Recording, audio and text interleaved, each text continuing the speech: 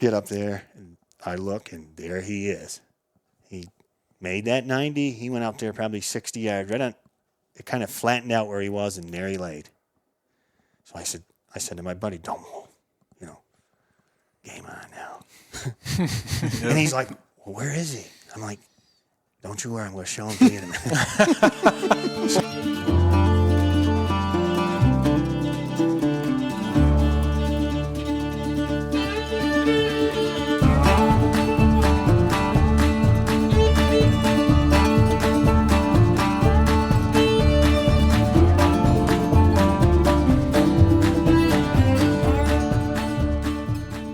All right, welcome back to another episode of Northwoods Whitetails podcast.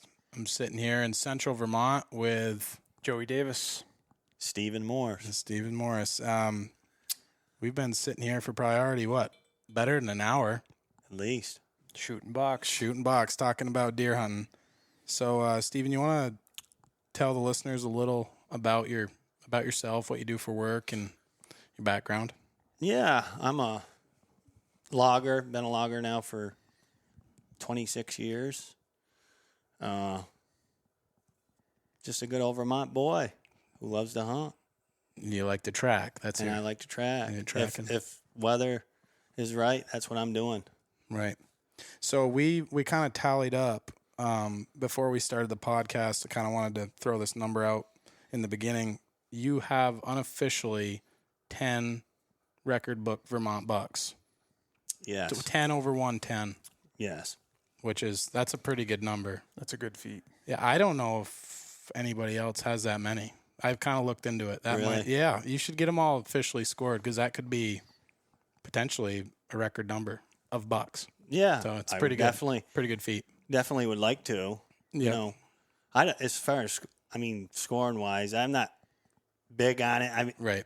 I can look at them and say, I think it'll make it, but right. No, the I ones have that no we've clue. seen, we've definitely, they make them.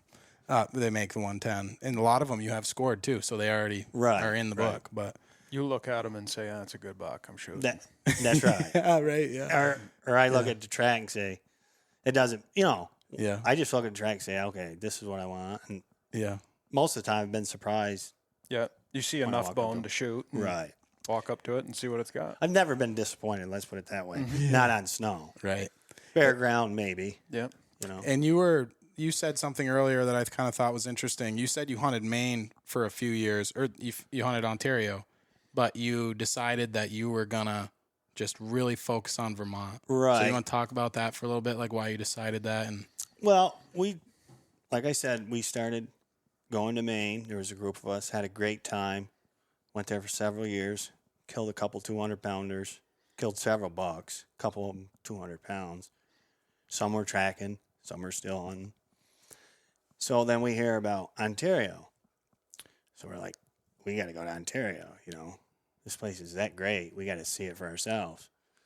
So we went to Ontario, and it was everything that everybody said.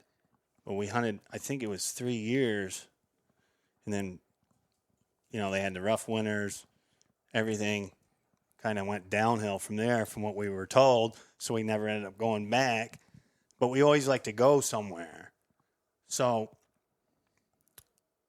for the next couple of years, my buddy and I, let's go to Ohio. We'll go with a bow. Yep. So we didn't miss our Vermont season. Yep. So that's what we did. And not knocking Ohio, they grow some giant deer. It just wasn't my thing. Right. It just didn't feel big enough for me. You like big country. I want big woods. Yep. I don't want to see anybody else. You know what I mean? And you like to track. And I like to track. So, yeah. You know, sitting is not my thing. So I said, you know what? I'm going to concentrate on Vermont, home state. Mm-hmm. We got good deer. Mm-hmm. Is it as good as other places? No, but I want to kill some of the best deer that my area has to offer. So that's what I concentrated on doing, and I've done well. Yep. Yeah, you've killed a pile of them. And I think, you know, it's interesting if you would have been, 10 years prior to whatever Ontario getting bad, you might have spent a lot more time in Ontario definitely. and not killed all the bucks in Vermont like you did. Because, Right. like you've got the talent, but it's just like, where are you going to be kind Right. of deal. Like I think that happens to a lot of guys. It's just the area you hunt.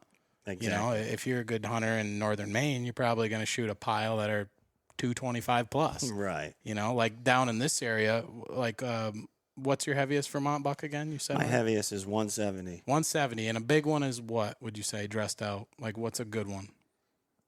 For my area? Yeah. You're not going to get them any bigger than that. 170 is like a real cranker, Yeah. like big one. That's like a 200-pounder. Yeah. In the area that I hunt. Yeah. Yeah. Other places, yes. They're different. Yeah, it's the They're area different. you hunt. Right. Yep. I mean, I've shot deer that I've showed you that's way what they score. Oh yeah. You know what I mean? Yeah, That's that's funny. crazy. Yep. And that's at least a 4.5, 5.5-year-old Oh, deer. Yeah. So tracking those bucks, do you know that they're 150 to 170 pound deer? Do you know that when you get onto them? Oh yeah. And I try to tell people that you can't look for those 200-pound tracks because They're just not there. they're not there. So I started looking at all deer tracks, and as I start following to see what they'll do, I might follow every track I come across because of that reason right there. You know what I mean? All of a sudden, I'm following one. I know he's a buck, and he goes into this tight area, and he doesn't go through it. He walks around it, and you're like, or he goes underneath something, and he knocks it off. You're like, man, this can't be true. This deer he's got to have more horn than I think he's got. So you continue on, and I mean, I was as much amazed as anybody when I walked up there. I'm like, I couldn't believe it. And so I started really saying to myself, it's, you got to look for them mediocre that are buck tracks. Yep. And just spend a little time on it. You don't have to go far. Well, I think another thing too that you do that's crucial in your success of killing big deer is, yes, you're taking mediocre tracks, but you're doing it in big country. Right. So you got a better chance of it being. He's identifying the age class too of that deer. Right. Yes. You could have a 2.5, 3.5-year-old buck that weighs 150 pounds, but right. But you've got your ways of determining that it's got some age behind it. Right. Yep. That's crucial. It just is so much with the area that you hunt. You become to know it. Yep. And it's just, you learn those things about the deer that you are hunting that you can make a call like that. You know what I'm saying? Like the biggest deer that I ever followed up there, I couldn't believe it. I was amazed. In Ontario? No. Oh, in Where I Vermont. hunt. In Vermont. In Vermont, where I hunt. I was amazed. I'm like, I've never seen nothing like this. Yep. But then I get looking at it, and I'm like, you're probably 160 pounds. 160. You know what I'm saying? Mm-hmm. Yeah. He had a 200 a big pound clown, track. big clown foot. But he was short. Yeah. And that's what's happened to our deer in that area. Their bodies have shortened way up. Now, why do you think that is? I believe it's habitat. I believe the lack of habitat. They just Right. don't have the browse. You got to have browse to get big. That's what a deer does. He's a browser. So you're hunting primarily just like old growth. It's all national forest. National forest, old growth, like no cutting. chopping. Yep. You have Very low deer You have densities. three things that the deer eats. You'd think that the deer would get bigger with being less, deer, would but think. the habitat's so poor that it's actually producing smaller deer. Yeah, you often wonder, why are you even up here? Yeah, You know what I do mean? it all the time in Vermont. I'll be on a buck track, and I've said it. I don't know if I've said it on the podcast, but I'm convinced sometimes during the rut, bucks will just go up and over a mountain for a workout to impress the ladies. Because it's like, what are you doing up here? There's no does. Right. You got no feed. You're going up through these friggin', rock slides and stuff. Like, what are you doing? But I feel like they're just beating their chest up there. It's like I'm manly, Because what else are they doing? Yeah, There's a I honey know. up there somewhere. Right, somewhere. Sometimes there's not. You got a way better chance down in by the town, But, Oh yeah. He's been educated before. That's what. Well, and maybe that's why. yeah. Because They don't like human. No. And that's maybe why. They get up in those places and they get left alone. And They just hang out. I followed one time that was, I swear he was a billy goat. Oh, me too. He would jump rock to rock to rock. I'm like, but he was feeding on that lichen. And I'm like, yep. he's got pergoat in him. Yeah, they are. That's why they're short. Yeah, they are goats. And of course you start thinking about it. You can picture in your head him jumping from that one to that one. So I start thinking to myself, I got to start paying attention to rocks. Yeah. I'm going to catch him Hopping moving from around. one to another. Yeah. Huge boulders and stuff. in Yeah. there. I didn't end up catching up with him, but it was it just amazed me that Where they'll deer go. would do that, and Yeah, where they'll go. and where they'll go to get something to eat. You know what I mean? Yeah. It always gets me when they go way high, like way high on the mountains. It's like, what are you doing? Like, especially on a real shitty day, it's like, what are you doing up here, bud? Like, but Just out for a stroll. anyways, So do a lot of these deer back when you think that they weighed more than they do now when the forest was at a better stage? Oh, definitely, yeah, definitely. Because I mean, as a kid, and I'm going to say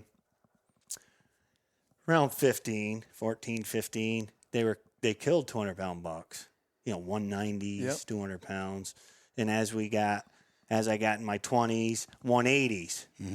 I can remember 180s. Every deer, if somebody got a big deer, big one, yeah. it was in the 180s. Yeah. And then all of a sudden, it's gotten to the 164. If somebody gets a big deer, it's 164. He was the oddball that weighed 170. That's what I said. So kidding. the weight's gone down. The age class has stayed. The genetics have stayed, right? The antlers have stayed, right? The antlers have, but the body size has gone down. the body has. And I'm wondering, when is it going to start affecting The antlers? the antlers? I think in some areas it probably already does. Right. Do these deer have good wintering grounds? No. Well, not really. Yeah. I mean, there's probably some good spots But they get got into. they got a yard, right? They got to move. Like But- most of them. But years ago, in those places, I would see 30. Now you see 5. Mm. You know what I mean? Cutting timber, do you have many of them come into it? Well, that's another thing. When I first started logging, you'd have 25 to 30 move out of your way. No kidding. Now, if I do a job around those areas, you can count them on one hand. That's too bad. And that's because they're not there. Mm-hmm. Because if they were, Yeah, you'd see them. They'd you'd be have them there. Second that chainsaw fires out. Dinner bell. Exactly. Yeah. Exactly. Yeah. Now, I'm working right now, and it's a whole different world. Drive up in the skidder, and I count 15, 18, So there's areas that do Right. have it, and there's areas that just don't, They don't. Yep. Yep.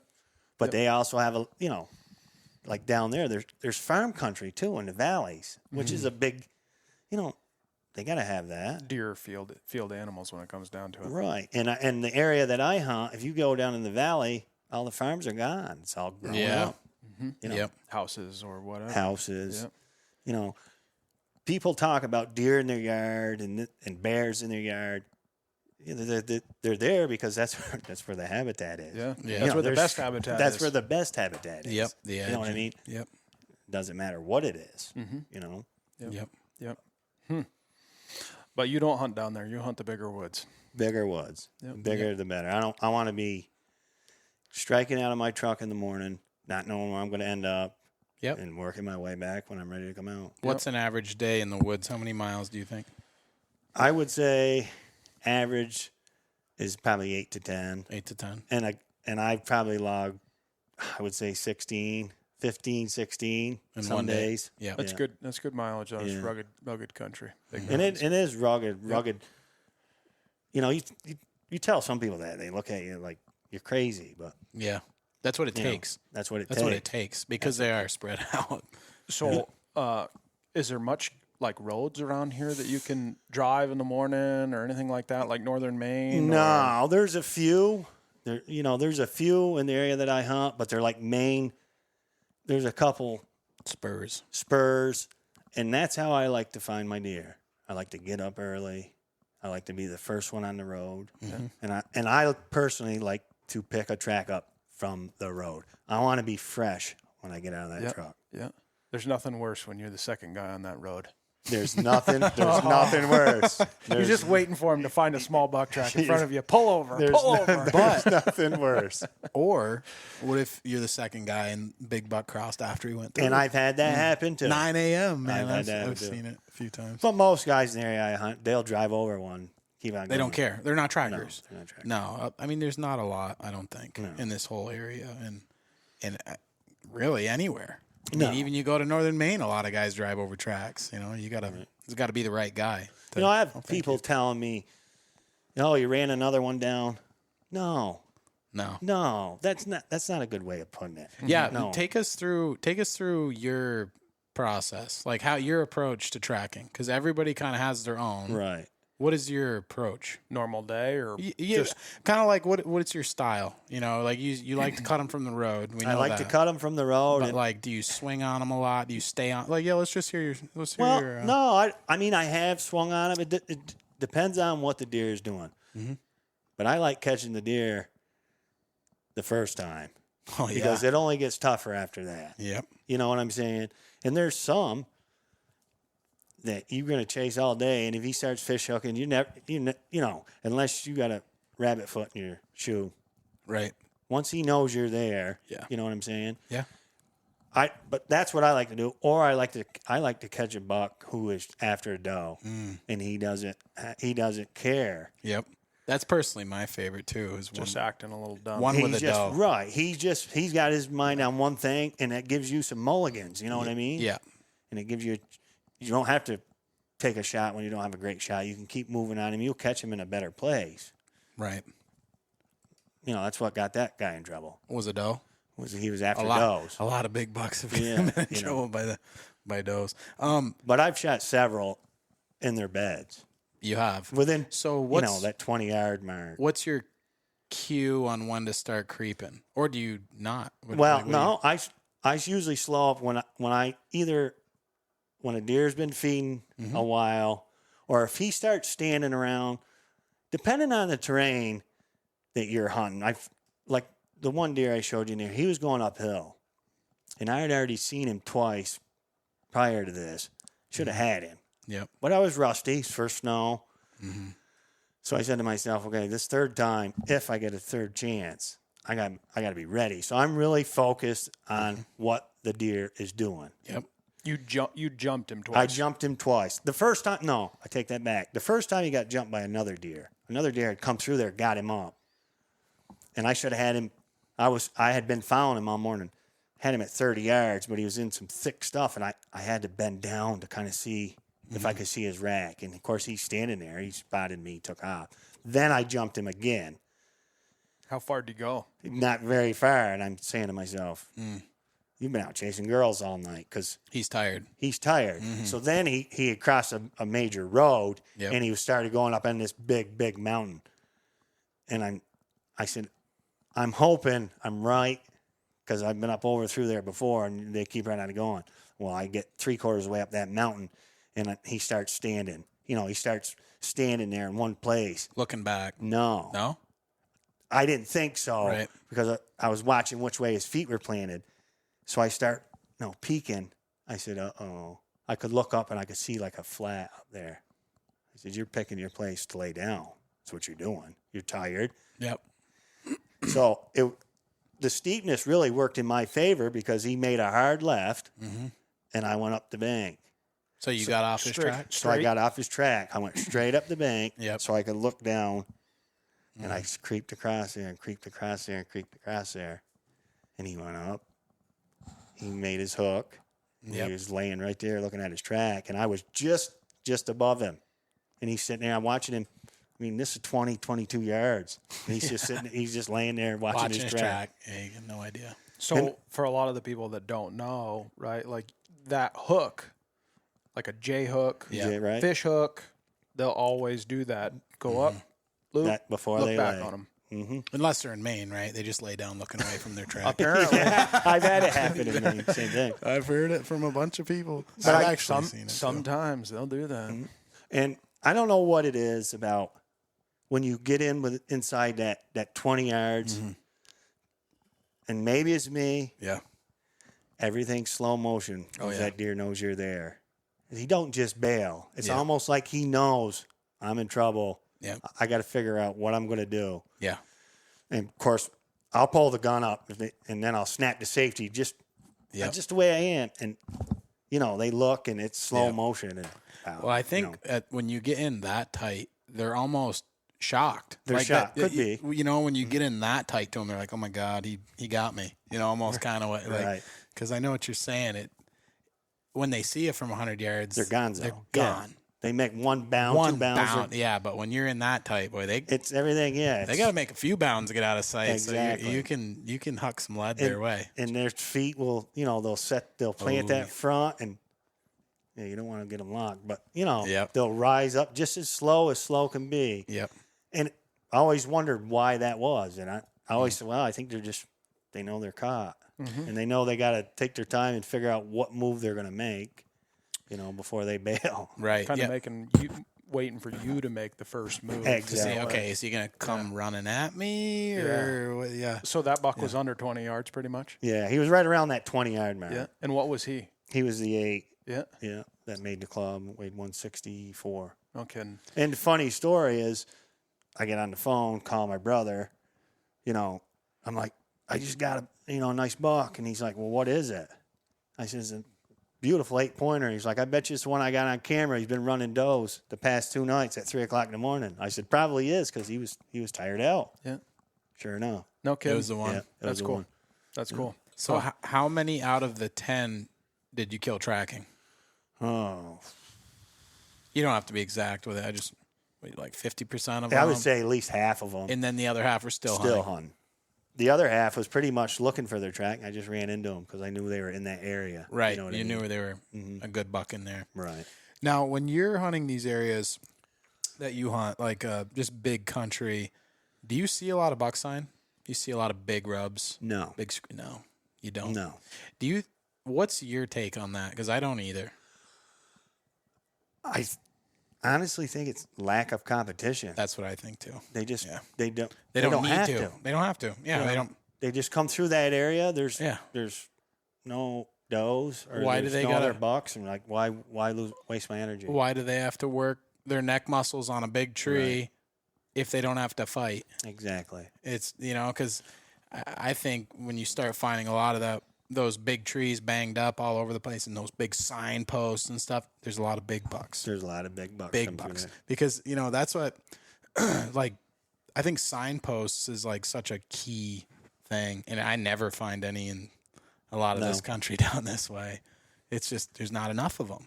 Mm-hmm. But I have found one.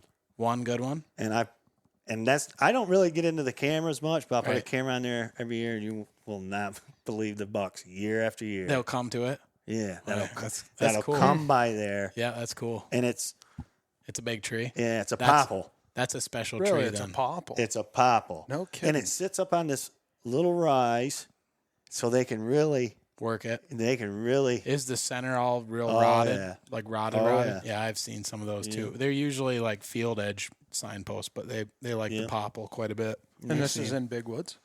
This is big woods, yeah. No kidding. And I think too why they like it is because it's soft. It makes them feel tough. And they can leave a lot of scent behind in it. Because I had 2 beautiful bucks on it one night. Really? And they were an hour apart. That's cool. And one stood there, and there was actually had a scrape next to it. Yep. And he took went to the bathroom in the scrape. The next one come along, and he raked the tree. No kidding. Yeah, it was crazy. But year after year, I put the camera there, and there's big bucks that hit that. That's cool. That's a special tree then. Yeah, and I always try to wait for snow to come to get down in there to pick up one, and I just never have. Or I've shot in a deer somewhere else. Think about how many miles you've put on in the woods, right? And that's the only one. And that's the only one. It just goes to show you though the lack of it's funny. I sometimes I don't mean to pick on Maine, but people talk about Maine being big woods and real hard hunting. There's way more deer in Maine than there is in this country. There's way more deer. There's way better deer. Way better deer, way more. It's pretty easy to find a signpost up there. Yes. Yeah. Like this country, and I'm positive the reason why Vermont creates some of the best deer hunters is because we have some of the shittiest deer hunting. I agree. I think you're right. You work hard for it. Like he's describing, he knows of one in this country, right? Yeah. That Maine buck I killed there a couple years ago, it took me by a dozen of them. Really? There's a difference. Yeah. Maine is like the Midwest of big woods. Right. Like nowadays, you know, it's like that's where a lot of them are. Yeah. But, I went back to Maine last year during muzzleloader. yeah. That's the first time in, I don't know, it was a long time, 15 years. Yep. And it was, of course, it froze up. It was froze up. So tracking conditions were terrible. But looking at like the tracks that were there from the prior week, you know, that were froze up, I'm like, man, I'd have to really, it would take some time to readjust because they're huge. everything looked huge. Yeah, you know what I mean? Compared to what? Well, it probably was. Yeah, It probably right, was all huge. right. Boy, they're really putting a hurting on them up there. It seems like last couple of years. Well, I was shocked at the amount of deer sign that I had seen. There's it wasn't a lot. like what I remembered it being. No, I think it's on an upswing for sure. But I think I'm going up this year. Oh yeah. Yeah, I think so. Or did the last podcast with Eric fire you up a little bit? Yeah, and my buddy Nate went up last year. I don't know if right. he talked to you about it. Right. Yeah. And from what he said, I think I'm gonna go. Yeah.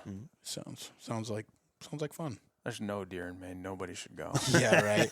Well, the thing about Maine is you can talk about it because it's so freaking big. Right. There's Big so and much dense. country. Where Nate is down there in York County. That's right. York County, Seacoast Bucks. Have you got Nate to come on the podcast yet? Not yet, but Yeah. I'm gonna have him on. He's a good old boy for sure. So, you had mentioned that a lot of these bucks that you are shooting, you're shooting them before you jump them. A lot of them are in their bed. Right. Yes. What's one of those stories that stands out to you the most shooting in its bed? Because shooting them in their bed is difficult. Oh yeah. You really got to slow down, take your time, know what's going to take place right in front of you.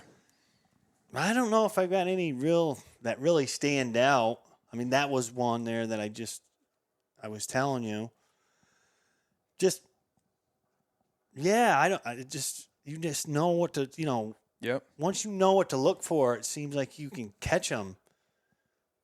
And I've gotten multiple. And that, because after that, it's hard.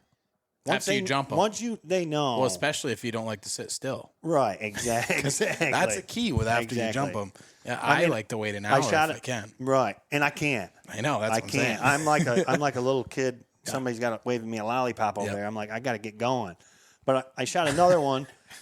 I shot another one that was in the snow. Nice, like perfect. Yeah, fluffy. But it was quiet that day.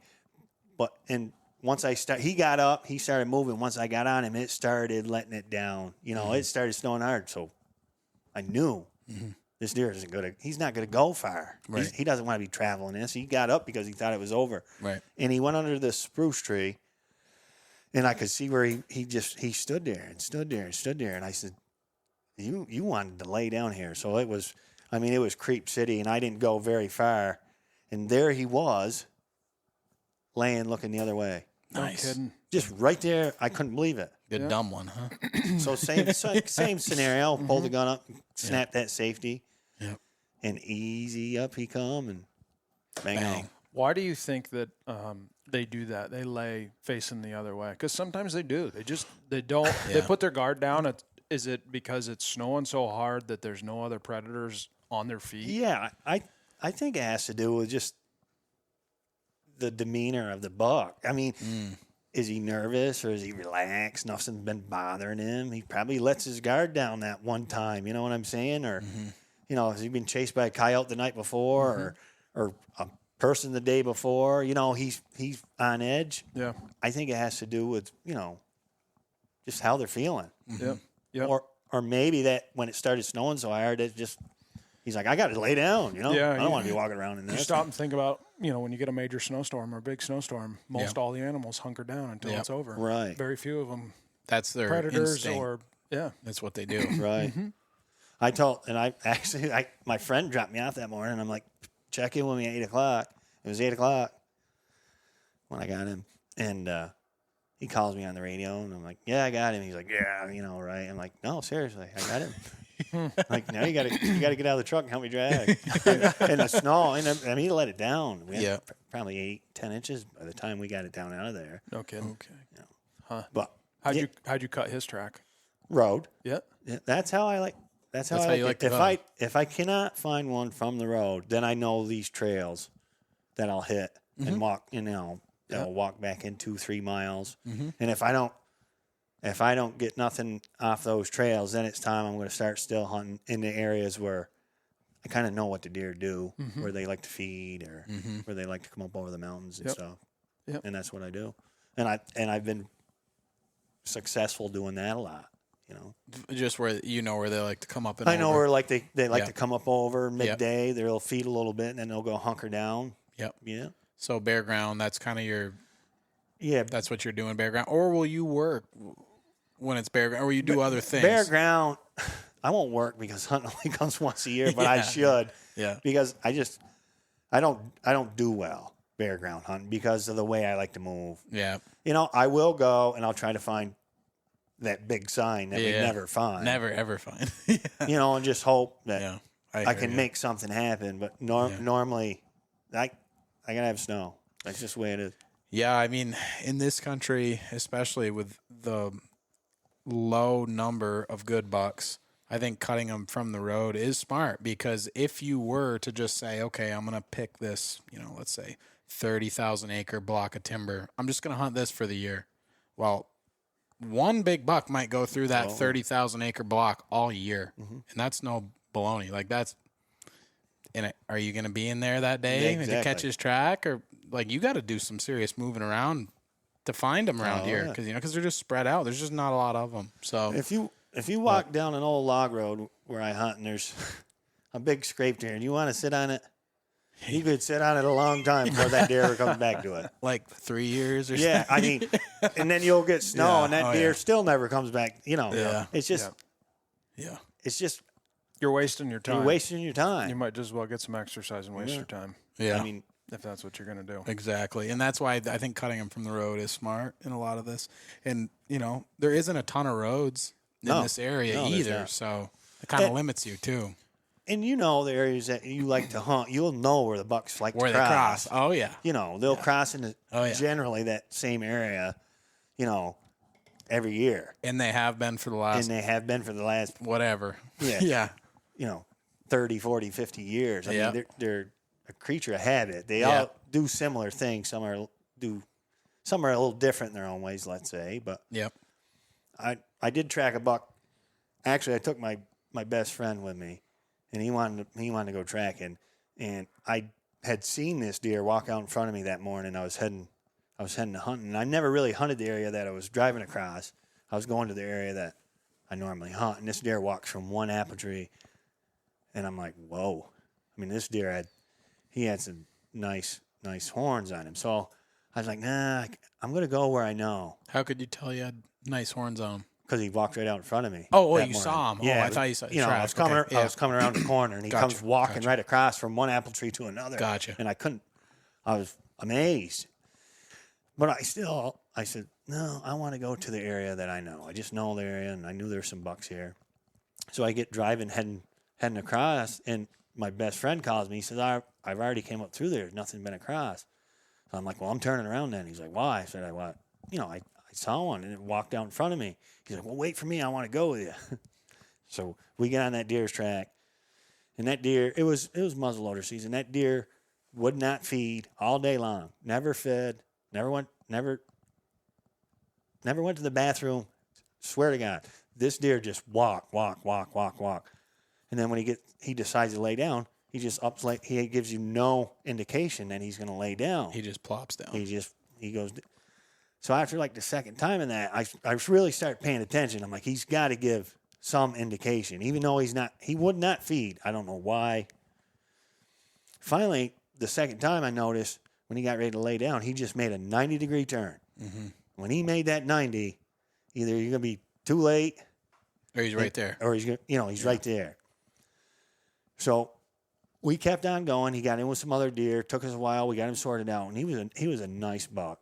And we start coming up this grade. And I said to my buddy, I said, this deer's got to be ready to lay down again. I mean, he's been going it. And we were coming up this grade where you could actually see his track for a ways. And it goes up, and it. So I turned around and said to him, when I take a step, you take a step. When I stop, you got to stop. He's like, why? I said, this deer is going to be right here.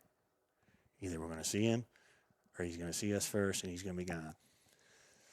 I pull up, and he's laying kind of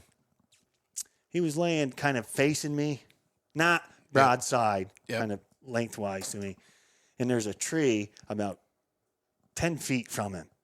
And I mean, right up any part of his vitals that you're going to get a shot in. Yeah. So my friend's like, where is he? I'm like, don't move. Like, I can't get a shot. And my buddy makes a step, and the deer instantly, and the deer rises up. So I'm thinking, okay, it's going to work out in my favor. Yep. But you think that deer would move out of, no, he stands up in the same position that he was laying there, the trees and and I'm like, I got to do something. And he's like, where is he? And I'm like, I shoot. And he's like, oh, there he is. Of course, the deer's running off. And he's like, did you get him? I'm like, no, I don't think I even come close to him.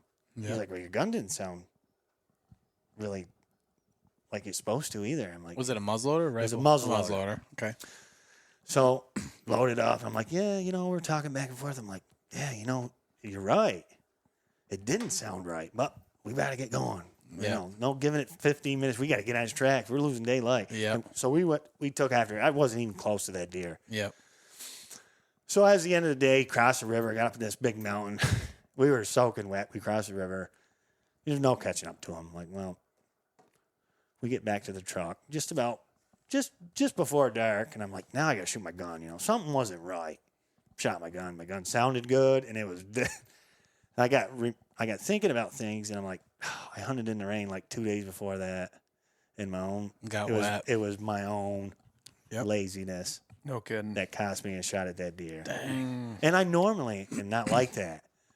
I just thought it would be all right. Yep. And apparently it wasn't. So moral of the story, always clean or shoot your gun. Your gun. After the rain. And pay attention to what the deer is doing, because there's going to be some sign that he's telling you that he's gonna do something.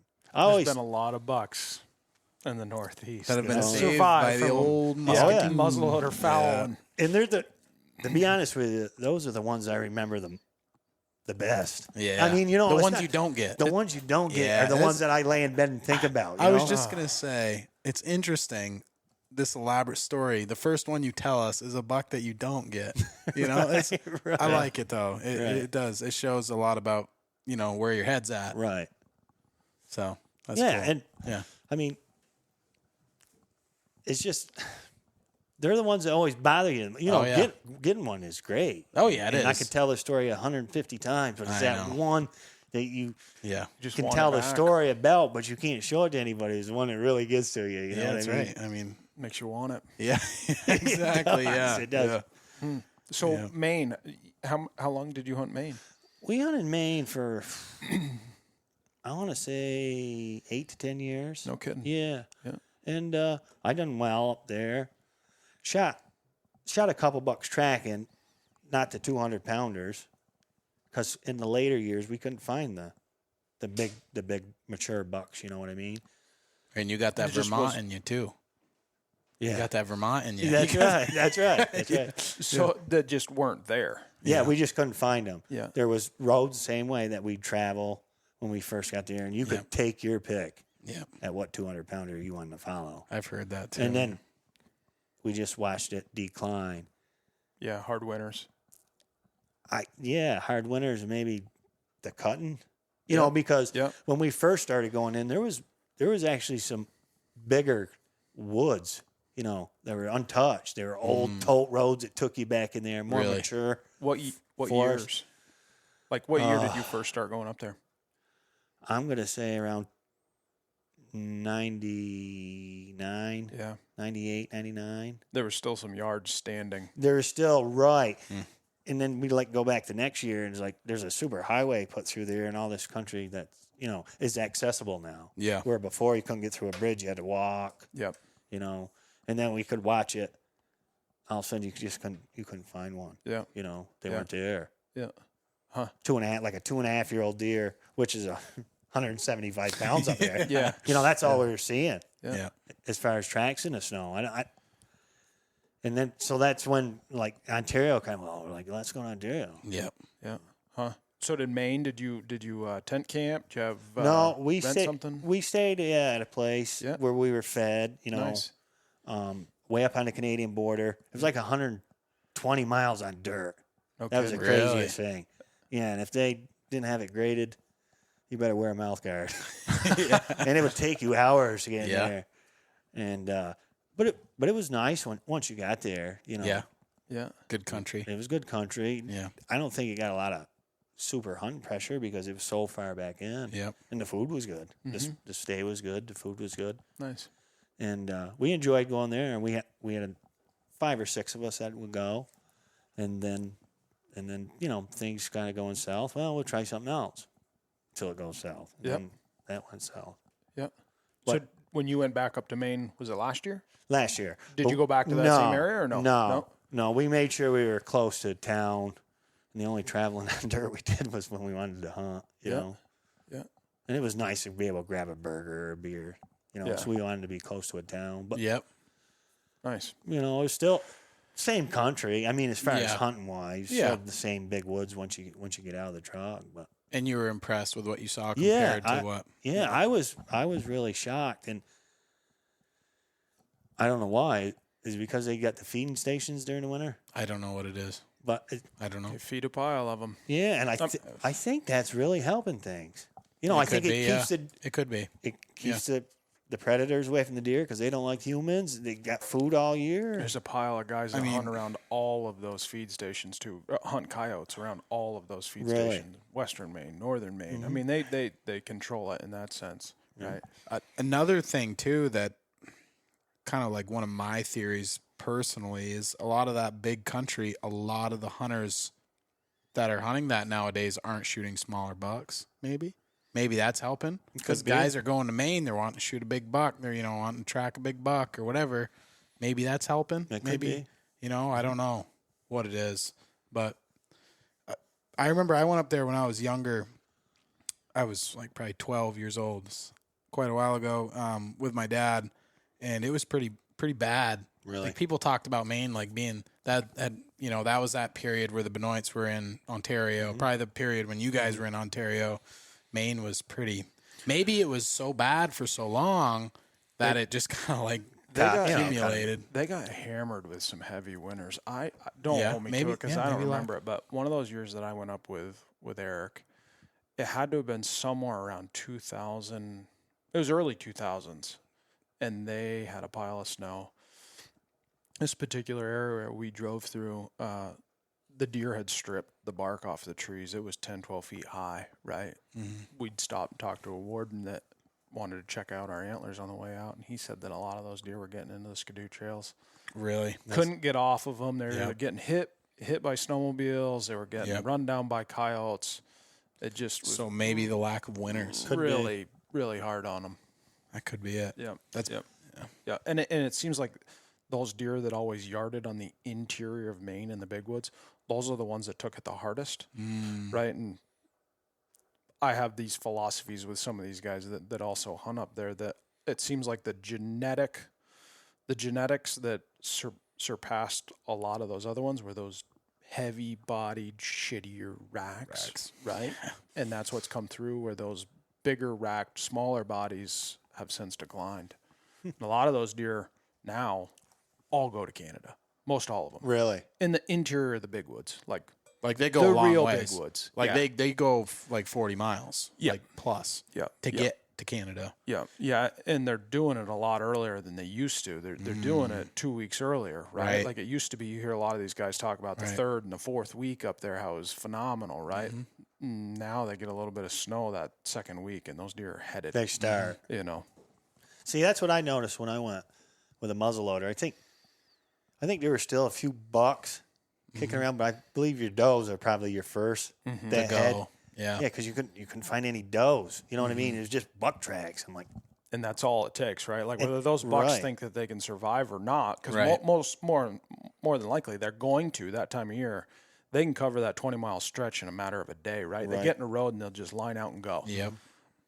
But that time of year when those does and fawns go, you're gonna have does and fawns that are in heat. that's right. right. Where do you think those they're bucks are gonna going to go? continue to follow? They're following right. them, yeah. Right. They're headed.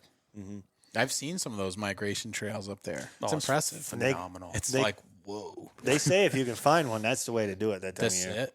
Yeah, I know, but we couldn't do I that. couldn't do right? that either, unless mean, I had- You could tell me, listen, you stay here for a week and shoot 180 incher. I'll be like, well, you better tell fucking someone else to do Yeah, it. because you could tell me the Yeah. exact day, Yeah. time, Yeah. and you better have handcuffs and a good cell service so I can play on my phone, or I'm not going to be hanging there. No, and there's that Yeah. there's that part of you too that when you start seeing them migrate like that, it's like it takes the wind out of your It sail. does. Yeah. The last thing that we want to do is hunt over a migration trail. Right. Kind Right. of unethical, It- right?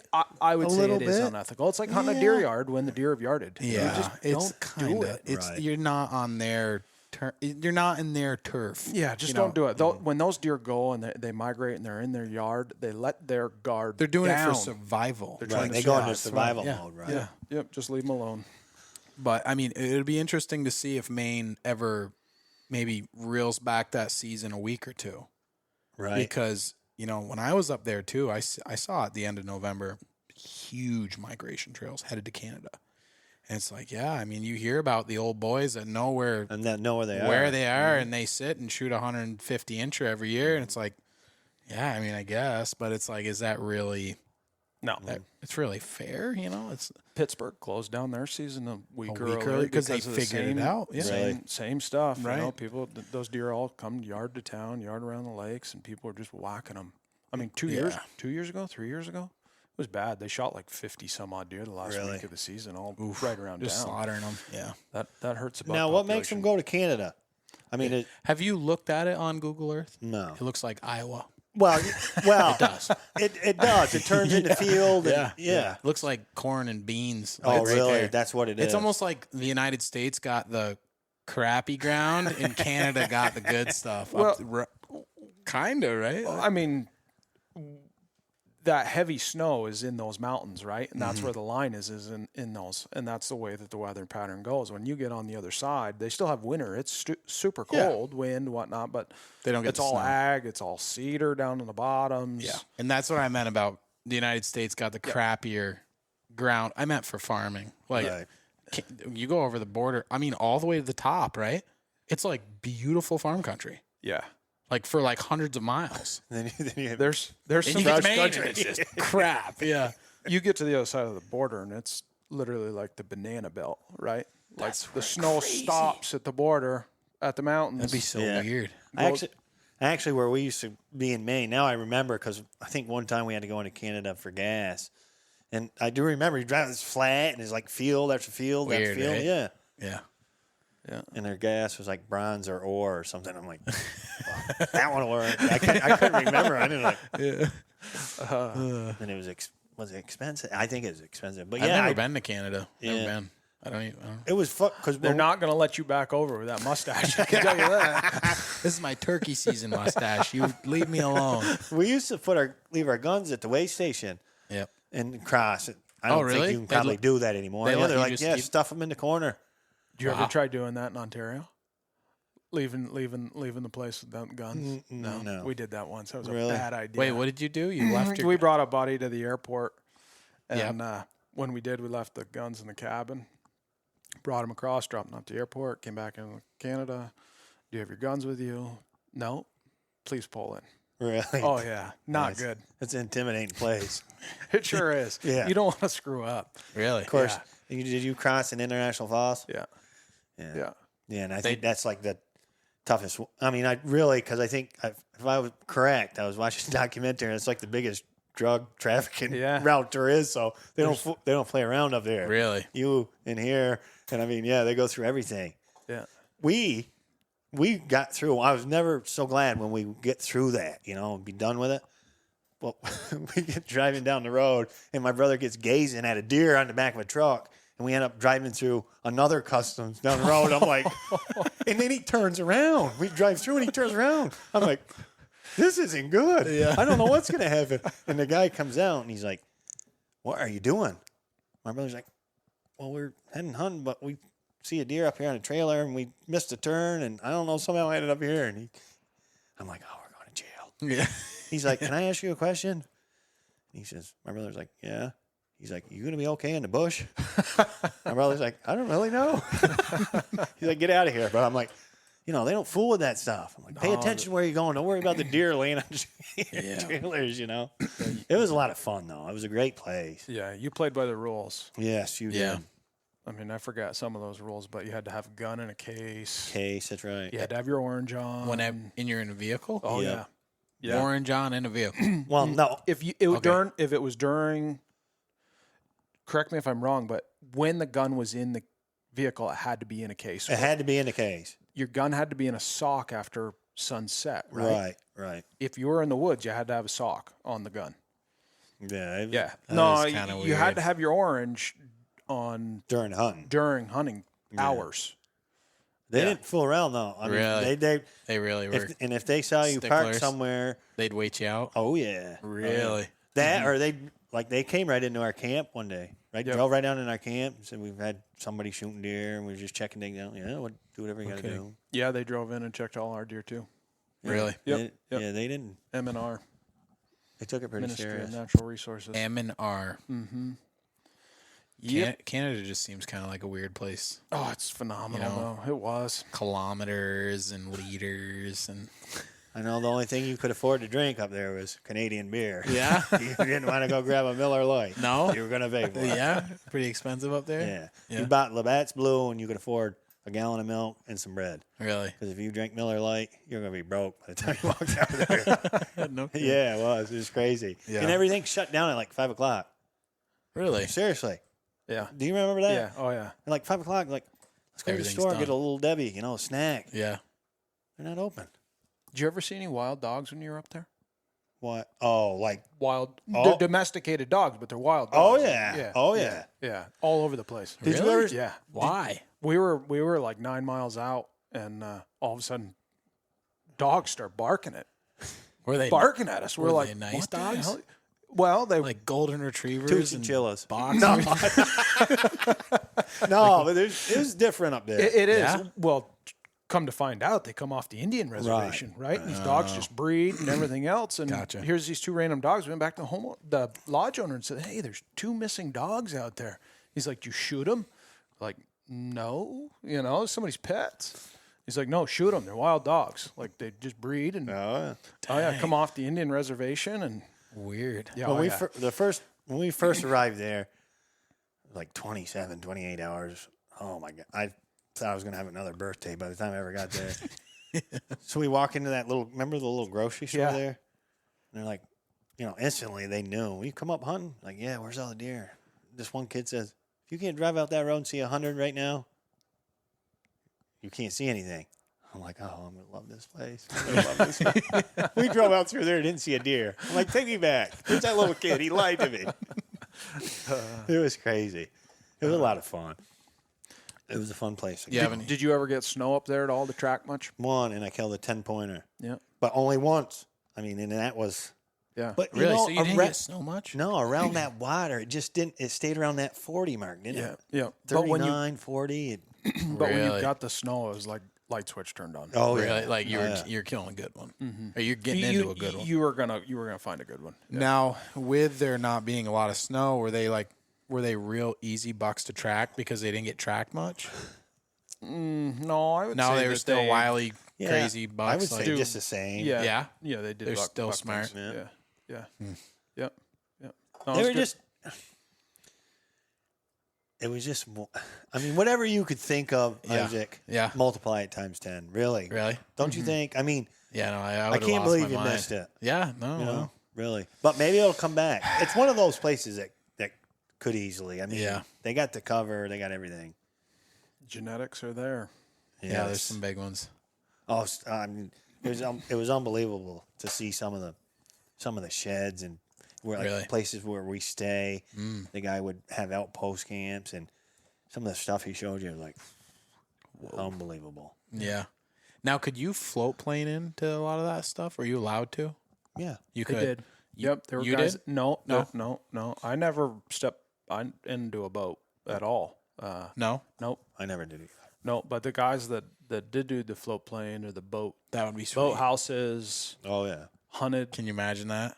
Get like flown in like 10, 20 miles somewhere and just hunt this Well, virgin bucks out If there. you, You didn't need to, though.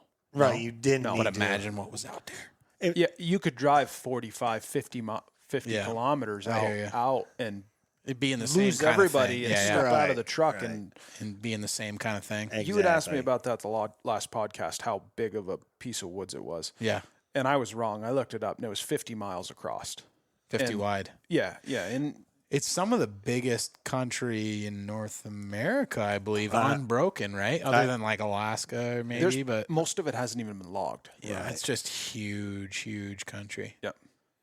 That's cool. Yeah, and the thing of it is, you could kill. You had a chance of a boone and crockett buck, whether it be 10 feet off the road or 10 miles back in. You didn't know, did I mean? It's No, just, you didn't. It's Right. just the cover was there, and it was an unbelievable place. And like I said, I went to Ohio after that, which grow big bucks. Don't take me Oh wrong. yeah, they do. But it just they weren't those. Yeah. Did you bow hunt Ohio or did you Yeah, kind bow hunt. Yeah. Do you bow hunt around here much? No, no, I that's don't. smart. Yeah, I don't waste. I used to Yeah. when I was young, and Yeah. I gave that up because I was big in the 3D archery stuff. Yep. And actually, I was one of the first around my area to be qualified for the Worlds. Oh, in really? 3D. I was No kidding. big into it when I was 15, 16 years old. Okay. And that's how I got big into the bowling. And then I've started spending so much time and not seeing anything. I'm like, Yeah. you You still shoot bow or? no, No? I haven't done it. I got away from it. I'm curious, what did you shoot for a release? The gator jaw. Remember the? Yeah. Oh yeah. One on the top, one on Yeah. the bottom. My dad shot that. I mean, Yeah. back when I did it, it wasn't. You didn't even have a fall away rest. No, yeah. You know? Oh, I just didn't know if you shot a hinge because a lot of guys that are into doing. The I always had to target make thing, sure they- it was here because I Yeah. had a tendency sometimes. Right. Yeah. It's funny when I shoot at targets in 3D, I shoot a hinge, so it's a surprise release. But when I'm hunting, I use just a You gotta caliper, know it. Yeah. like a regular wrist See, release. to be honest with you, I don't even know if they were out when we were. A hinge, probably maybe not. I no. mean, maybe they Yeah. were just starting. Yeah. Right. Yeah. I mean, even that, I wouldn't even know where to start today at bows I know. and stuff. you Yeah. know? And it feels like it was yesterday, but it was, Right. 30 90s. years ago for 90s, me. Yeah. So, yeah. And I spent too much time in the woods not seeing anything. I said, nah, You'd rather just. I'd rather just wait, work. Yeah. Yeah. Since I worked for myself, Yep. you know, I was like, yep. I usually work right up to my birthday, which is October 29th. And once, then I'm hunting. hunting. Yep. And that's the problem. You can only be one place at the best time. You know what I'm saying? Oh yeah. Yeah. November's only so long. Right. Now, I do know New Hampshire's appealing because they have an early Muzzleloader. muzzleloader. And that's what I've been trying to. Adirondacks does too. They do? Oh, it's like way early. It's like I want to say the second week of October. Really? Their muzzleloader It's starts. 15th, isn't it, or something? 15th? Yeah, 15th or Somewhere something in around there, there, 10th, and then 15th. it's 1 week, and then rifle starts Really? early. Yeah, Yeah, you rifle hunt in the Adirondacks in October. And the Adirondacks really isn't that far. No, not from here. Not from here. No, I mean, I remember good. I hunted when I was young, and I believe that's part of it. yeah, that's good country all out through there. There's a lot of good bucks. Now, that story you told us earlier, where you were going along and you caught the buck. Do you want to tell that story? Bedded down and you were going to let him go. You want to tell that whole story? I'm gonna let him go. Yeah, you were going to let it. You were just going to wait. Oh, that's. Yeah. You want to tell? Yeah. That's the 10-pointer. Yeah. Yeah, tell that whole Yeah, story so- from the beginning. So I had That's a good an story. uncle swing by the house. It was probably like 10 o'clock in the morning, and he says, "Oh, why don't you come with us?" This area I'd never hunted, never stepped foot on. He said, "There's a few deer in there." I said, "Yeah." I said, "Yeah, I'll go." And my buddy was with me, and he's like, "Yeah." He said, "Jump in the truck. We'll follow him up." So we followed him up. We parked, and we headed out there. And we got out there, and there's these old clear cuts out there. So I'm like, well, that's prime, you know. I haven't seen an old clear cut in quite a while. Deer got to be hitting it. But there's four-wheelers parked in the road with guys. I think they were drinking some beer, you know, watching the road. So I'm like, well, I'll just go on by them, say hi, keep on going up the mountain. So did. Got up there, and I said, well, my brother was with me. I said, we'll split up. My buddy, he went a whole different way. He usually does. He took off. So I was with my brother. I said, well, we'll split up here. So I go a little ways and thought I could hear something coming, you know. And I'm like, what the hell's that noise? I look way down through this valley, and I'm like, oh, there's a four-wheeler coming. I watched him come up, park the four-wheeler, and I don't think he even stepped off it. He stepped off, one side onto his ladder tree stand. I'm like, I got to get out of here. Yeah. This ain't my cup of tea. So I ended up running into my brother. I said, look, I'm heading north. I'm going to head back towards the way we come in. I'm going to hit this ridge, head north. So I did, going along, weren't seeing much, thinking, I mean, these deer know there's that much activity around here. They're not gonna be here till after dark. Pretty soon I come onto a track, and I looked it over, and it wasn't very big. But I said, you're going the way I'm going, I'm following you. So I take off after it. I followed a ways. I'm thinking, I think this is a buck. Just the way he's acting, the way he's wandering, what he's doing. I said, I think this is a buck. So I'm like, now I'm a little more interested. So I keep going. I told you I'd come onto this old field up in there. Never been there before in my life. Yep. And I'm right on the edge of it, the lower edge of it. I turn and look, and there's this guy standing. And now by a field, you mean like it was like rocky, so no trees could grow? Yeah. Like you're on the mountain. It was on the mountain. It wasn't like a manicured field, but it was just an opening in the woods. Yep. Maybe some grass or No, it's rocky. It's rocky. Right. Yeah, trees couldn't grow on it. So I'm like, there's a guy standing, and he's got his gun on his shoulder, and he's looking away from me. I'm like, so I stood there a minute, just polite to. Well, I stood there long enough, I wasn't going to stand there anymore. I'm like, I didn't see you. He never turned around. He never moved. Yep. So I'm like, I got to keep moving. Yep. So I keep going, doing my thing, keep going. Deer starts feeding. I'm like, this deer's going to lay down. Pretty soon I look, and there he is. He's laying. He doesn't have a clue. He's laying right away from me. But it was probably 80, 90 yards. You know, he picked the scope up. I swore I had 5 points. Picked my binoculars up. Yep. Swear I had 3 points. You know what I mean? Yeah. Everything grows with a regular scope. Yep. So I knew I wasn't going to shoot it. Yep. I knew it wasn't nothing I was going to shoot.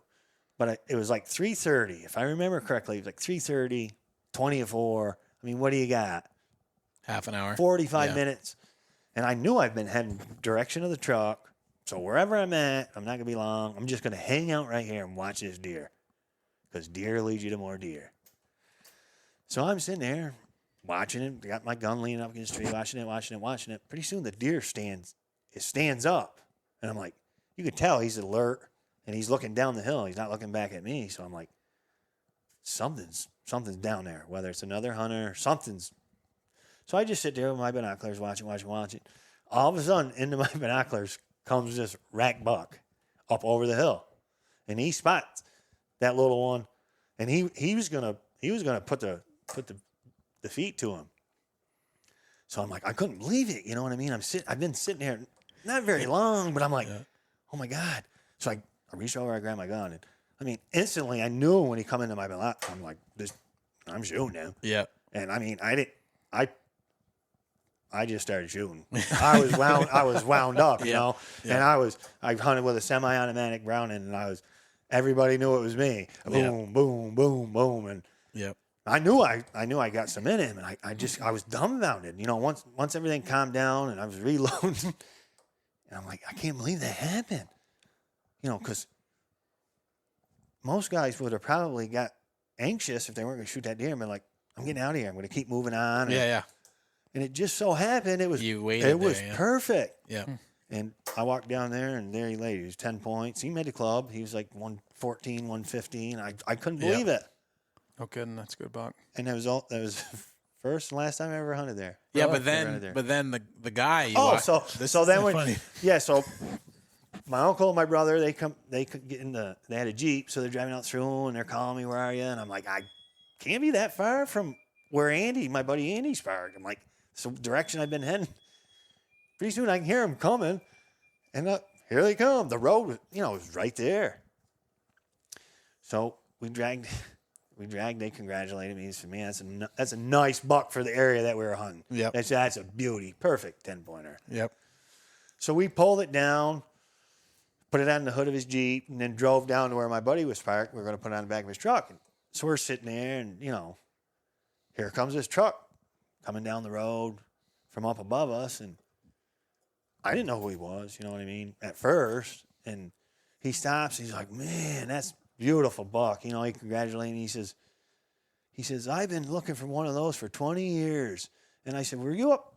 I said to him, "Were you up by that old field like Rocky?" He's like, "Yeah, I've been sitting up there all day." I'm like, "Oh, I thought I saw you." He's like, "You saw me?"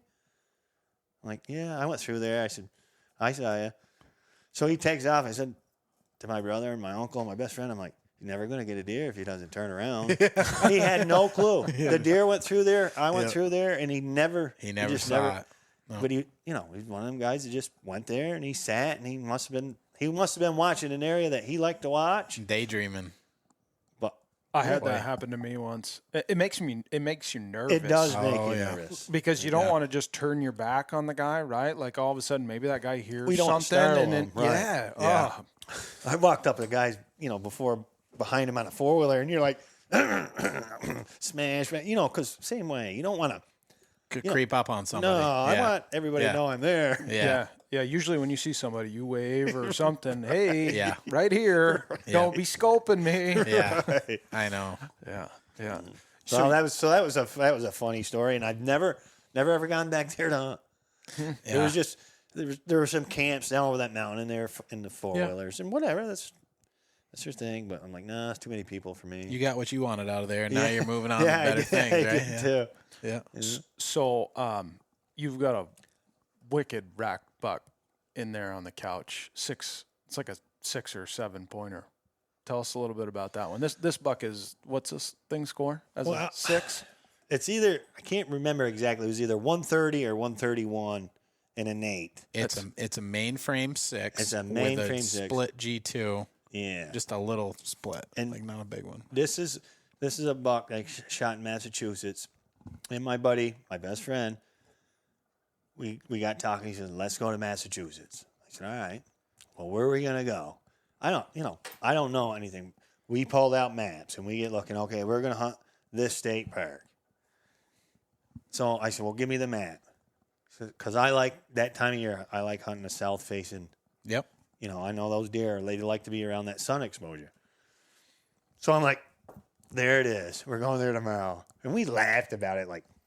So we go there. And we hunted around a little bit, didn't see much. And all of a sudden, we just stepped into this place. And I'll never forget because we shouldn't even been in the woods. I mean, there's 40, 50-mile-an-hour winds. Oh, the really? trees were bent over. But it was a great day to be in there if you could handle it. Because the deer, they were... Their senses were not. No, Yeah. I mean, you could have banged 2 pots and pans together, told them you were coming, and Yeah. you know what I mean? They just, you know how it is. Oh, yeah. Killing day. So we went in there, and we should have both been tagged out that day, now looking back at it. But we weren't ready. We weren't really hunting. We were just checking things out, So finally, we were together, jumped this buck. He was a nice buck. I would have shot him. And my buddy's ahead of me, and I'm like, choo, and he couldn't get a shot. And I'm like, okay, we got to split up here. I mean, this was like the second buck we had seen. We had been split up once. We come together. I'm like, we're definitely splitting up this time. I'll see you back at the truck at dark. You know? Yeah. He's like, well, what are you going to do? I said, I'm going to follow that buck. You could have shot right there. He's like, all right. I said, I got to do something. I'm answering it. I'm raring to go. Yeah. So the buck went down through, and he crossed this old beaver pond. And my buddy he cut way to the left. So I'm like, I'm not walking across that beaver pond. I got leather shoes on. I know it's going to be wet. So I turn, I go down the edge of the pond. Well, guess what happens? We run back into each other again, right? Isn't that funny how that works with a buddy? And it's just the lay of the land. Oh, yeah. Yeah. So we run into, and I'm like, Andy, we'll walk together around this old swamp. I'll pick his track up. Then we're going to be on our way. So on our way around that swamp, my buddy doesn't say a word. He just anchors the rifle, and I kind of see him, because I'm kind of paying attention behind me. And, I see him, so I stopped. And I'm like, Andy, what is it? And he won't say anything. But I know. I see him click the hammer, and I know. He's shaking.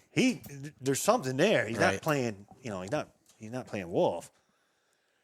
And so I make a step back, and this deer jumps up, and it was a buck, and takes off. And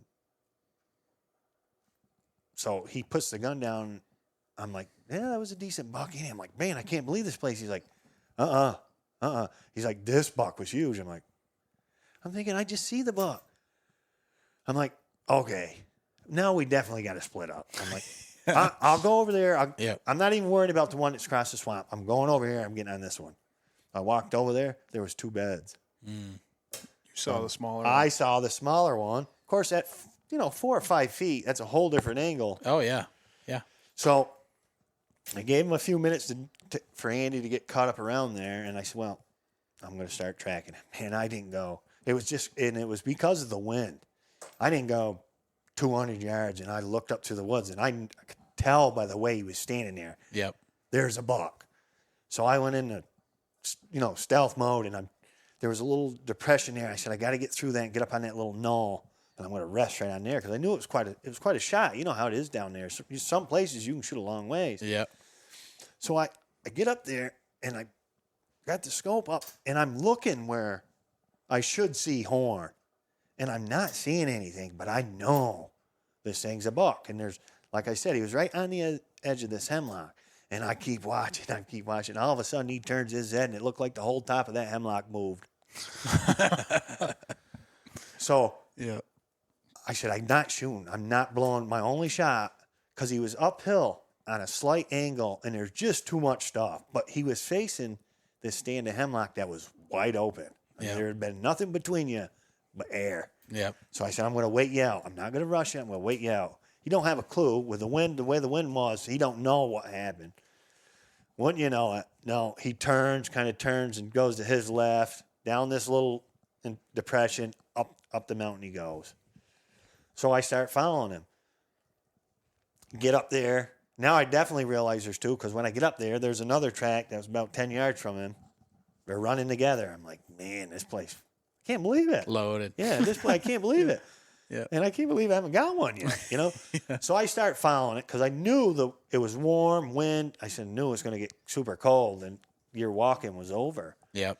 It's going to get crunchy. It's going to get crunchy. And, so I started walking or following the deer, and it took me through a spot where I realized this deer's traveled before. It was just one of those spots that were – it was safe for that deer. He knew it was safe. It was his getaway out of that country.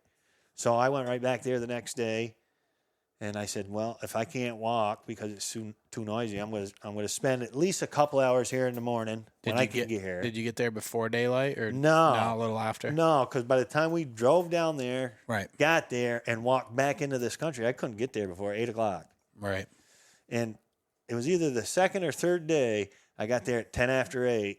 And 20 after 8, I looked, and here he comes on the same path he was on the first day. No kidding. And bango. Gotta love how that works out. And it is a giant buck. We'll have to show you guys a photo of it. Yeah, he's giant. What has he got for bases? It's got to be 7 inches. I think it was better. 7.5. Oh, my God. Yep. Yeah, they and who cares how many points or what he scores? It's just one of those bucks that you shoot him anywhere. Yeah, he's just a it's giant. huge. And, well, Pete LaJoy, of course, he does all my mounts, and he aged it, and he said it was 7.5. So that's peak. Yeah, and I believe anyway. 7.5, I think. Is, he pretty much said he was going to be that and probably more trash, as the older he got, because he was a healthy deer. But now I told you I ran into that guy this year who had like 4 years of history with that deer, and he was always a 6-pointer to the year I shot him. Then he grew the split. No kidding. Yeah. That's pretty cool. I've seen a lot of studies I've looked at with pen deer, and 7.5, like on average, is the peak antler growth. Really? Now there's cases where they will do better later, 8, 9, but like the good average seems to be 7.5. Really? Yeah. For peak antler growth. It was fun, man. I walked down there because I. Oh yeah, you said you thought it was way like yeah, like you thought it was like a giant. I remember I shot and I just knew it felt good and he turned. He just made a 90-degree turn and I said, I'm not reloading. Either I know I got him. If I didn't, well, that's my own fault. So I gave it a few minutes. I said, well, I'm going to cut up across the bank, look down in there, and I see him down there, and he was on his last breath, and he backed to me, and I'm like, I couldn't believe the frame he had. I'm like, I just shot the biggest buck of my life, because if he was a 10 or a 12 or even an 8, I mean. Oh, he's got the frame. He's got a 150-inch frame. He's a similar frame to the one I killed in Mass. Yeah, right. Yeah, he's huge frame. He's huge. Yeah. And so, like I said, I ran up the mountain like burning my lungs, wanting to call somebody to tell him I just shot a giant. Yeah. And the only one I could get a hold of was my brother. And he says, well, what is it? I'm like, well, I don't really know. I see him down there, and I just wanted to call someone. And he's like, well, you better get down there. Got him. Yeah. He said, tag him, and then call me back. Let me know what it is. I go down and I flip him over and I'm like, well, this is weird. I'm like, you're huge. You're the biggest 6-pointer, mainframe 6-pointer I've ever seen. So I got it in, tagged him, ran back up the mountain. I had enough running that day. And I called my brother and he's like, yeah, what is it? I'm like, 6-pointer. He goes, what's wrong with you? I'm like, no, this isn't your typical 6-pointer. This is a good one. And then I got him home and, everybody was pulling in because I stopped at the local stores there in town, and they couldn't believe they'd never seen nothing like it. And I'm like, yeah, me either. But the Nass produces some antlers, good deer, but they have a lot of big country. They do. A lot bigger than you think. A lot bigger than you think, and some of it's not easy. To access. It's rugged. You got to walk. It's rugged. And the deer, the deer get the age. They need that age. Yep. Mm-hmm. And that's for sure. But my first one down there was that one right there. Yeah. I shot him in his bed. Nice. Oh, yeah, that's a good one. Yeah. Yep. He had a smaller buck with him. Yep. But that was the very first year I ever went down there. No kidding. Yeah. Huh. And, but it's good hunting. I think that late season helps. I think I've said it 100 times. Yeah. Yeah. I mean, not having gun season until after Thanksgiving. I think saving a lot of bucks. Post rut is the best time to track them anyways. It really. is, but I mean, a lot of them get killed in the middle of November with a gun in, let's say, Vermont, New Hampshire, Maine, being dumb. Oh, yeah. So they get the pass, really. They're only getting bow hunted during that peak rut time. So. Oh, yeah. But I agree. My favorite time to track is December. Yeah, that's right. Because they are tired. And I'm in shape. I like getting out of the truck and it's cold. Yeah, and we got about 3-4 inches of nice soft snow and the wind's howling. Oh, yeah. Like someone's So that's your favorate kind of day, right? That's my favorite kind of day. 3 or 4 inches of fluffy snow. Nice, quiet snow with wind. Yeah. I know. Stepping out of the truck, something's in trouble today. If I can find a track, You're gonna catch them. Yeah. I don't do well on that wet packy. No. I think because I don't give that time. Go, and I don't do well. I got to have that. You got to get them on the first jump, first go around. Yeah. I've chased them down. Don't have you? Oh yeah. You got a story of it? Yeah. Yeah. Go ahead. The first year I found that big signpost. Yeah. Okay. Well, that buck that's right next to the 6. Yep. I shot him with a rifle. I had a camera on that signpost. So my buddy says, "Let's go up there." It's the last weekend. So we go up there. I check the camera. I'm like, there's 2 big bucks on there. So I'm like, well, there's nothing I can do about it now, But come muzzleloader season, I'm going to find you. Yep. Well, muzzleloader season come. There's a trail that cut me all the way across here. It's 2 miles across here. I walked all 2 and 2 back. I couldn't find them. No tracks. You knew the route was over. Yep. Those bucks. There was 1 buck track I could find in there, and I knew it wasn't a monster. It got to be like the 3rd day. I said, I'm not walking down that trail today and not finding anything, only that smaller buck. If I find that smaller buck, I'm going to take that smaller buck. I want to track a deer. Yep. I walked that. The only one I found was that smaller. He was a 7-pointer. So I got on him. Cold. I missed him at it was around 10:30, 11 o'clock. I missed him. And it was loud that day. Deer blowing at you. They could hear you. Yeah, here you come. I'm there's only one way I'm going to get this deer. And I'm going to have to run him down. And I did. When I got done at the end of the day, he was 0.19 from my pickup. Now, all day I've chased this deer, and that's where he come back to. Yep. But I said, if I can get you into an area that I can sneak, like a bog or something, you're in trouble. So how many times did you jump him? Oh, One of those days. at least 5 or 6. Oh, yeah. I mean, he started hooking. He He knew you were on to he him. knew I was Yeah. on him, but he was as tired as I was. Yeah. My right shoe was untied from about 11 o'clock that morning, and I wouldn't even stop to untie it. I'm setting my mind. I'm going to get you. Not breaking stride. And it was like 3:30, 4:45. I Yeah. finally come down into this hemlock swamp, and I'm like, you're Yeah. in trouble. And I caught him. He was standing there, about 30 yards away, and I couldn't believe it was like 0.19 or 0.13 or something. I'm Perfect. like, even I can drag this one. But it was all day. I couldn't move. The next day, Really? You were dead? and Yeah. I talked to my buddy and Yeah. told him all. He figured it was 16, 17 miles that day. That's a good day. And I'm. Oh, that right there, that story, that's what makes you a good tracker. That's right. That's Determination. it. Determination. You gotta be persistent. You gotta Yep. be determined. You don't give up. and you don't give up. And you got that funny switch in you that when you want to get them, you know, go get maybe 'em. that switch doesn't go off every day, but when it does, when it does, they're in trouble. they're in trouble, They're in and you're trouble. going to get them. That's right. You know, and that's what it takes. You know, tracking to me, and I say this, and this might sound funny, but it's like opening a magazine and looking at the pictures in the magazine, but not reading the article. Mm-hmm. That book's telling you a story, You got to figure it out. and you better be reading it, not looking for the picture. Yep. You know what I mean? Yep. And if you can figure out there's detailed things that as a tracker nobody can tell you or Yep. nobody can teach you that you will pick up on your own that will make you a more successful tracker. Well, you're And like you'll learn it if you do it and if you stay with it. you're like trying to tell the future, right? Right. You're like, okay, this buck, I can kind of tell he's gonna go up there, and like you're always when I'm tracking, I'm always like running it through my head. I'm like, oh, he's gonna go lay up on this knob, or oh, he just went through here because of this and this.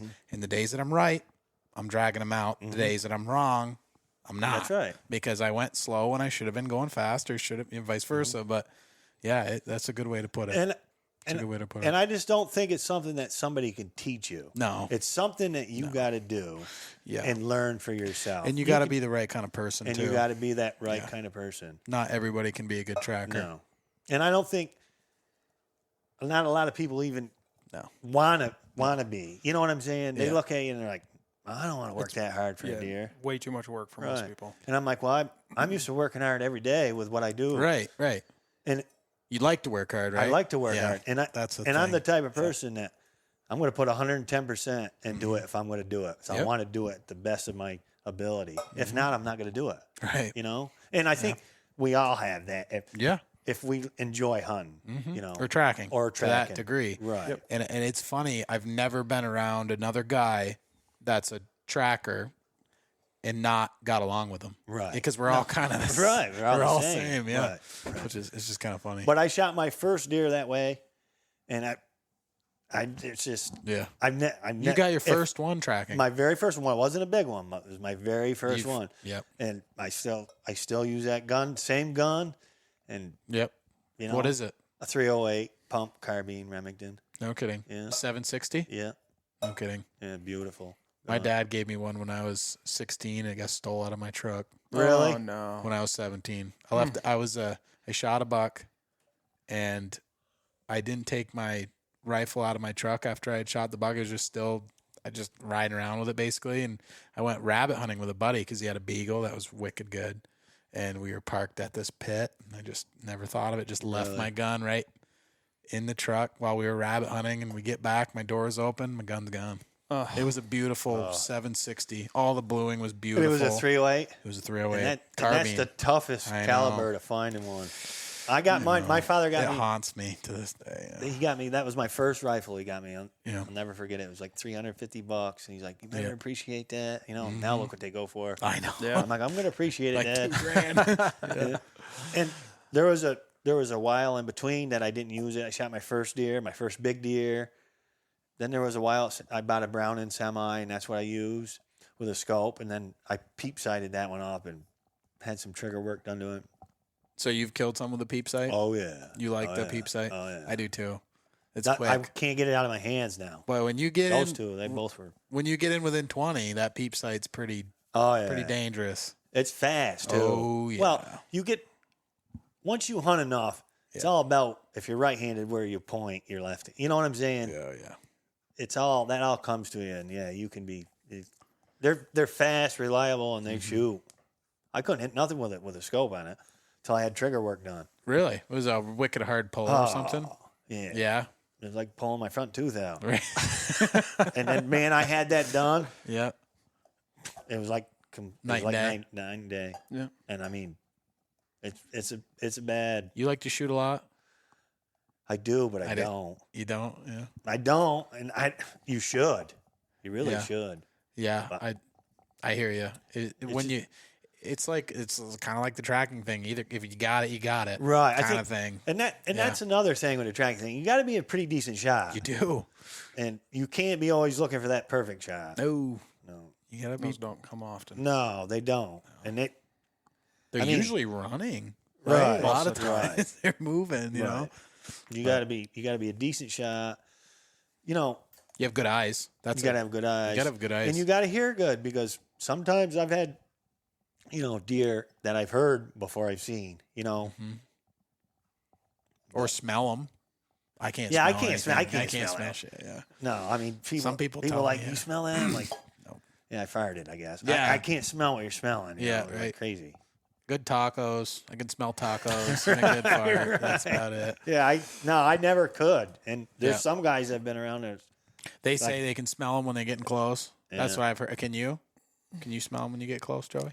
I've smelled bucks. Yeah. Really? you? Yeah, I've yeah. only smelled moose. Really? Yeah, I can smell them when I got close to Yeah. them, but Yeah. you got to. It's a game where you got you got to have everything right. Yeah. And you got to Yep. you got to have. I mean, let's face it. What do we get for good hunting conditions a year? Few days. Very few. And that depends on where you are. Mm-hmm. You know what I mean? So yeah, I mean your odds are stacked against you, and always like the first day, like a mulligan day, because you're gung ho, you're gonna make mistakes. Yeah, and, you got the jitters. You got the jitters. Yeah. Everything's new. Yeah. So, but sometimes you don't get more than that. No, I know. Gotta go when you gotta go. And another thing is you can't be worried about where you're gonna end up, or Can't be afraid of the woods. you cannot be afraid. You're never gonna kill a deer. No. That's the only thing gonna be on your mind when opportunity approaches. You No, yeah. it. Yeah. You gotta be able to trust your equipment and just. You got to be as comfortable in the woods as you are anywhere. That's right. And if you're not going to do good. No. You should have one thing on your mind. Right. Killing a buck. Right. That's it. I usually don't even take. I don't even usually take a lunch. Nothing. I don't either. I take usually. a couple. I usually take like 3 clementines with me I won't even do that. Yeah. I'll You do bring water? nothing. and water. I'll bring But the problem is you can't bring a cheap water because the once you Yeah. take a swig of it. Yeah. So usually You know, then stuff it back in there or stuff it under something. right. Yeah. It's crazy. Yeah, no, the last few years I've been doing, when I go tracking, I'll do nothing. Really. Just my knife on my belt. And because I figure, I'm young enough that I think, I could probably go 12 hours without water and walk out anywhere. Right? And if I can't, well, then I guess it's not meant to be, Yeah. But that's just kind of the way I try to look at it. Because Some guys go with like a Thanksgiving dinner with them. Oh yeah, some people do. You gonna share? John Wright said that's the way he rolls. Really? He's got to eat. You got to does. eat all the time. Whole backpack full. Really? Yeah, no, I light as can be. Yeah, me too. And when you're when you're a good tracking day and you're on a buck, when I'd have a pack with water, I wouldn't touch it all day. No, you wouldn't drink it I'm anyways. just, Right. you're just right. like dialed. You're tuned in. Yeah, You're not going to eat that exactly. sandwich. But No, I probably still got Reese's Pieces in mine from last year. See, you're so focused and you get so your mindset. It's the last thing I think about Yeah, doing. food doesn't matter. I mean, look at me with my shoe untied. Yeah. Tell me how uncomfortable you're that not was, wearing and I lacrosse would. boots. Do what? You're not wearing lacrosse boots. No, Why? What do you wear? He said leather boots. I wear leather. I wear leather a lot. If I wear a rubber boot, Yeah. it's the ones I wear logging. The red with the yellow tip. Oh, Steel really? toe. What? Yeah. You've I've never shot- tried lacrosse boots? I have, but You don't like them? Just not for you. I don't. Huh. Yeah. If you I don't mean- like them, you don't like them. What is it? Is it chafe your feet? I don't like rubber boots. Yeah. Sweat, chafe. Yeah, my feet sweat and usually Chafe it up. Yeah, they chafe and it's a mess. Really? I wear leather. Are you wearing like Kenetrex or No, I wear Schnees? Anything? No, I wear pretty much whatever, Keens or something. Yeah, I wore Keens. I've wore lacrosse leather. boots. Yep. Yeah, they wet through the first day. Yeah. See, I've wore all sorts of stuff, but my lacrosse boots, man, I'll wear them all year round in the woods. I don't know what it is. Just leather. I can feel stuff under my feet Underneath better. it. I just then a rubber boot. Huh. If the snow gets super deep, then I'll switch over to the ones I wear for work. Logging. And Those, they weigh like 12 pounds they're each, heavy. right? Yeah, yeah. Last time I came out of the woods after getting a deer, you swear it was Mike Tyson walking at me. My legs were like that. But I don't even notice it. I just put them on and You go. I go. Yeah. Man. I mean, I probably do at night when I'm tired out and I'm in bed, but You feel it. Yeah. I don't. Yeah. Yeah, I don't. I gotta wear leather. I gotta feel. I don't. It's just something about it. Hey, if it works, it works. We've killed a don't few. change So. it. Don't change it. No. All right, man. Well, we probably should wrap it up. Yeah. This has been a great episode. Yeah, I've had a lot of fun. Appreciate it. That'll Coming fun. down. I could talk all night, dear. Oh yeah, we'll definitely have to do another one. Yeah, For sure. Yeah. For sure. Yeah, maybe if you go to New Hampshire, you can swing by and pick me up. I can go with you. There you go. That's fine. You'll have to hunt a different ridge for me though. That's fine. You can I drop want me you off killing over all there them as long as you pick me up. Yeah. I want to ride home too. Yeah. All right, man. I don't have to call an Uber. Yeah. All right. Well, thank you. Yep. Thank you. We'll Yeah, We'll get you you're on welcome. again. I appreciate you guys coming here. It was nice talking with you both. Yep. Yeah. It's been fun. Likewise. All right. All right, boys. We'll see you on the next one.